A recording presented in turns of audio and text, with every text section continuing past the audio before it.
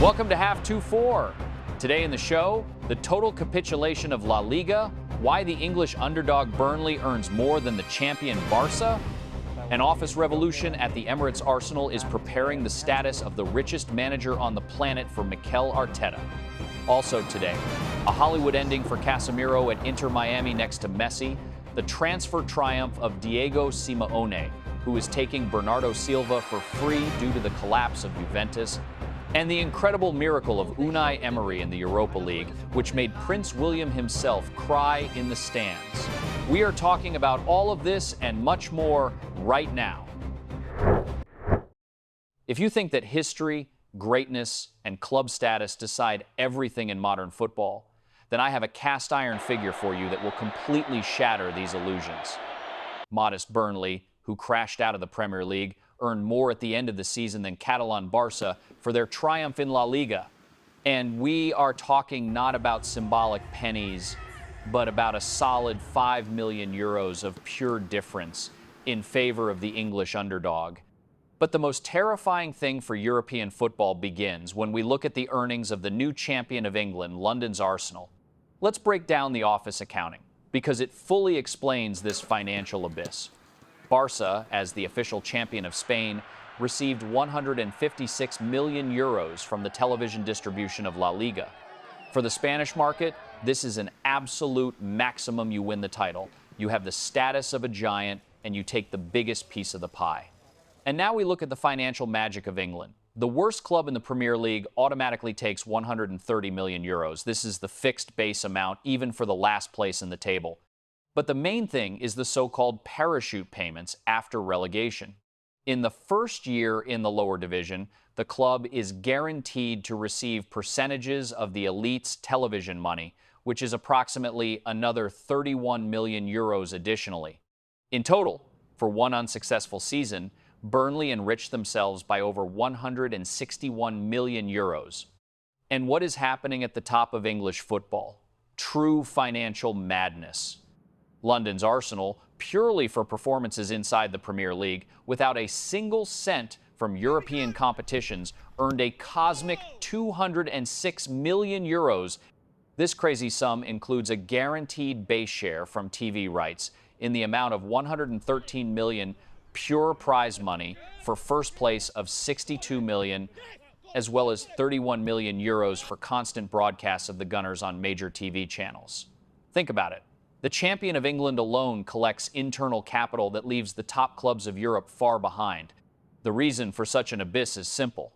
The English League signed a new contract for 8 billion euros for domestic broadcast rights alone. Meanwhile, La Liga, on the contrary, cut the total distribution pool between clubs this season from 1,350 million euros to 1,290 million euros.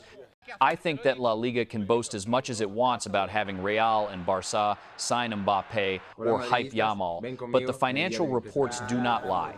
This 206 million euros of Arsenal against the background of 156 million euros of Barca proves that the EPL has long been not just a championship, but a closed financial super league. If this trend continues, then in just a few years, all the best players and managers will go not where the cool history is, but where they pay.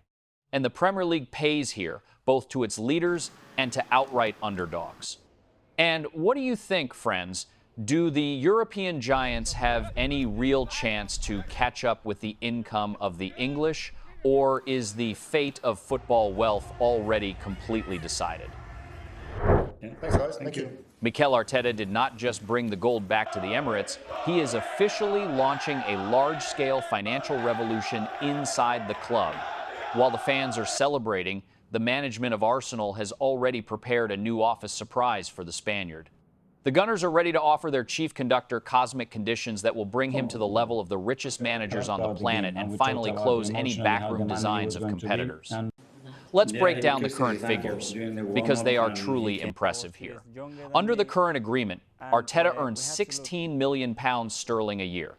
However, taking into account the fresh Premier League championship title and numerous bonuses for performances in European competitions, this sum has already significantly exceeded 20 million. Against the background of the official departure of Pep Guardiola from Manchester City this summer, the manager of Arsenal automatically becomes the highest paid manager on foggy Albion. No one else in England even comes close to such financial heights. For comparison, the leader of the global office ranking, Diego Simeone, receives about £20 million a year at Madrid's Atletico. So the London bosses are now ready to raise the bar for their Spanish guide to the absolute world maximum, beating the Spanish records. Arteta's system has proven its perfection, and now the club will pay any money for stability. My opinion? This is a completely deserved triumph of backroom diplomacy. When you interrupt a 22-year curse, build a cast-iron defense with the lowest number of conceded goals in the league, and force the very era of Guardiola to capitulate, you have the right to dictate any financial conditions. Arsenal is making a super smart investment in the future, securing its status as the main hegemon of England for years to come. And what do you think, friends? Is it fair to give a manager the status of the richest in the world after the first title, or are the Gunners throwing millions around too easily? 34-year-old Brazilian veteran Casemiro is officially packing his bags and leaving Old Trafford. After 4 years of a real roller coaster in Manchester, the legendary defensive midfielder chose a Hollywood scenario and agreed on a cosmic contract with Inter Miami. Despite intense financial interest from Saudi Arabia, Qatar, and his native Brazil, the five-time Champions League winner is going to Florida to play in the same team as Lionel Messi. The Brazilian leaves England at the peak of his form. Under the leadership of Michael Carrick, Casemiro delivered a magnificent season, scoring a career record 9 goals and helping United jump to the 3rd spot in the Premier League table. However, a real legal drama unfolded behind the scenes of the transfer. The thing is that the MLS discovery rights for Casemiro belong to the club LA Galaxy, which gave them the primary right to negotiations. However, the midfielder clearly stated that he is considering only David Beckham's option, and the clubs are already in the final stage of a compromise agreement. The player himself is attracted to Florida not only by the massive brand, but also by the financial conditions, under which his current salary will fly significantly upwards. In addition to this, Casemiro's entourage passionately desires to close all legal issues before the start of the World Cup, which will be hosted this summer by the USA, Canada, and Mexico, so that the player can calmly focus on international duties. For United itself, frankly speaking, this departure is a colossal financial relief. The office officials of the club are dropping the player's huge salary from their balance sheet, which amounted to £350,000 a week. Michael Carrick gets a magnificent budget space for the complete reconstruction of a new defensive zone. Experts already note with one voice: if the leadership of Ineos can sign a top star worth up to £125 million as a replacement and pair them with Bruno Fernandes, next season this United will become a full-fledged and cast-iron threat in the battle for the championship title. Casemiro beautifully closed his European stage. At 34 years old, to knock out the best financial conditions in your life, double your salaries, get percentages from shirt sales under the palms of Miami, and even play in the company of Messi. This is an absolute genius of backroom diplomacy. United gets a clean payroll for summer office maneuvers, and MLS gets another crazy boom for American marketing on the eve of the home World Cup. 9 years at Manchester City, 6 Premier League championship titles, 1 Champions League trophy, and the official captain's armband. And all this summer completely free. The transfer series around the Portuguese genius is officially coming to an end, but the denouement turned out to be much more dramatic than office analysts expected. Jorge Mendes is closing a mega deal, and while Catalan Barca was counting its modest finances, one European giant completely capitulated to the agent's demands, opening a direct path for Madrid's Atletico. Let's look at the fresh facts that have just blown up the information space. The authoritative publication La Gazzetta dello Sport officially confirms 31-year-old Bernardo Silva made a final decision and gave full preference to the mattress makers of Diego Simeone, virtually throwing Turin's Juventus out of the negotiations. After all, back in the spring, it was the Italians who were considered the main favorites. The manager of the Turinese saw the Portuguese as a key element of reconstruction, and backroom contacts lasted for months. However, now the hope of the old lady has completely faded. The main reason for the office collapse: Juventus banally risks missing out on the Champions League for next season. Moreover, the appetite of Jorge Mendes turned out to be too predatory for the Italian budget. The agent demanded a cosmic fixed salary for his star client, a cast-iron 3-year contract, and generous million-dollar commissions personally for himself. Without Champions League money, such a financial structure became absolutely impossible for Turin. While the Italian officials threw up their hands, insider Nicolo Schira captured the quick reaction of Madrid. Atletico is ready to satisfy the requests of the Portuguese and offers a contract until 2028 with an option to extend for another season. Bernardo himself is in a hurry, as he wants to completely close the question of the future before the start of preparation with the national team in order to play at the World Cup with a clear head. By the way, to a direct question about returning to his native Lisbon's Benfica, the midfielder honestly answered that his time in big European football is not yet exhausted, so the return home is postponed. Meanwhile, the offended Juventus has already left the negotiations and urgently switched to alternative options. Interestingly, both targets of the Italians are former stars of Milan, Tiani Reinders, who also plays for Manchester City, and Brahim Diaz from Madrid's Real. As a reminder, back in April, the assistant manager of the Citizens, Pep Lijnders, confirmed the departure of the midfielder and admitted, "Every good story ends someday. Bernardo is unique. You cannot just take and replace such a player. Such masters do not exist in the world at all." And Erling Haaland laconically added, "Bernardo is the smartest player I have ever stepped onto the same field with." To hear such a thing from a forward who trains every day alongside De Bruyne, Rodri, and Foden is recognition at the level of a legend. I think free Bernardo Silva under the leadership of Diego Simeone will be the wisest and strongest step of the Madrid club in recent years. He does not need time for adaptation. He will come and immediately give character and crazy intelligence in the center of the field. Mendes once again proved that he is the king of backroom diplomacy, knocking out the contract of his entire life for the 31-year-old player. But Juve received a harsh slap for its instability. Without the main European Cup, elite stars simply will not go to you. Hansi Flick is in favor, Marcus Rashford is in favor, and Barca itself is with both hands in favor of completing a permanent transfer. It seems the ideal is complete, but there is one serious obstacle. Manchester United categorically refuses to lower the price or make compromises. While the clubs argue at the office tables, the Englishman himself is ready for radical steps in order not to return to foggy Albion. Let's look at the facts confirmed by Fabrizio Romano. Rashford joined the Catalans on loan, and the contract clearly specifies a buyout option for 30 million euros. The Red Devils insist that this sum must be paid fully and immediately. The English are not even going to start negotiations for a discount. And the logic of Manchester is clear, because Marcus delivered a magnificent season in Spain. 14 goals and 14 assists in 48 matches. Moreover, it was his signature free kick in El Clasico against Madrid's Real that brought Barca the championship in La Liga. After that game, the winger frankly confessed to the press, "I am not a magician, but if I could, I would stay here for a long time." This team will win many more trophies, and being part of such a project is something special.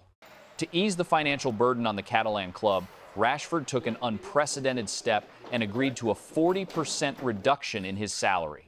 He even offered to sign a 5-year contract instead of a 3-year one, so that the amortization of the transfer would stretch over time and not hit the budget so painfully. The man cuts almost half of his salary just to play at the Camp Nou. But Barca still has difficulties due to the strict limits of La Liga. To lay out 30 million euros in a single payment for a 29-year-old performer is a difficult task for their financial model. The Catalans are trying to find a new formula with installments, but the management of Manchester United stands cast iron on its own. The situation is also heated by the fact that Jose Mourinho is not against hijacking the player to Madrid, which creates additional backroom pressure on the bosses of the Blaugrana. So, what do we have? The guy who was virtually written off in Manchester is now experiencing a real career rebirth, scoring in the Clásico and independently fighting for his right to stay in Spain. United is a winner here in any case. Either they will get a solid 30 million euros, or Marcus will return to Old Trafford and Michael Carrick will integrate him into his renewed system. But Rashford himself has already made his choice. Barca became the ideal second chance for him, and he will fight for it until the last day of the transfer window. The king has returned to his European throne. Unai Emery performs an absolute miracle and writes Birmingham's Aston Villa into the history of world football. The 3-0 thrashing of Germany's Freiburg in the Europa League final not only brought the English club the long-awaited international crown, but also ended a 30-year trophy drought at Villa Park. Total madness was happening in the stands in Istanbul. The longtime passionate fan of the team, Prince William, could not hold back his emotions and burst into tears of happiness right during the award ceremony. This success became the 5th Europa League title for the Spanish manager, which is an absolute and unique record of the planet. No other manager in the history of football has won this tournament such a number of times. Previously, the Spanish tactician took gold 3 times with Sevilla and conquered Europe once with Villarreal. Now, by the number of European trophies, Emery has officially entered the company of the greatest canonical managers of the world, equaling Carlo Ancelotti, Jose Mourinho, and Giovanni Trapattoni. Each of this legendary 4 now has 5 European Cups. The emotional peak of the evening was the celebration of the heir to the British throne. Prince William did not just scream madly after each scored goal, but after the final whistle, he went down to the back rooms, where he burst into tears, hugged the Spanish guide, and made a joint historic photo with the trophy. For the club, this is truly a historic moment.